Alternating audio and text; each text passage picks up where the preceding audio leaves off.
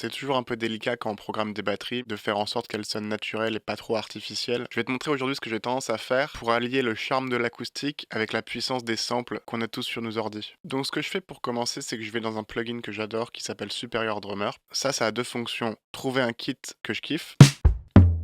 Cool. Et surtout, ce plug, il est cool parce qu'il a une librairie de grooves hyper détaillée, hyper bien rangée, hyper complète. Donc j'en ai pris un que je vais vous montrer tout de suite.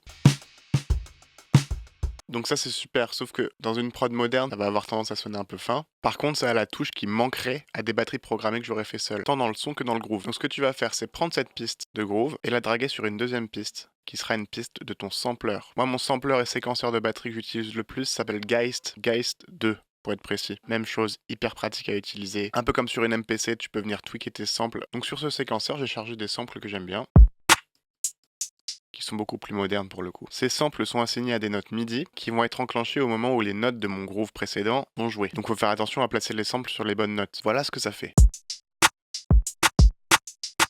Très cool. Et en fait, ce que j'aime dans les batteries acoustiques qu'on avait juste avant, c'est tout ce qui est cymbales, tout ce qui est ouvert, tout ce qui est plus organique. Et quand on va commencer à coupler les deux, on va avoir un truc super intéressant.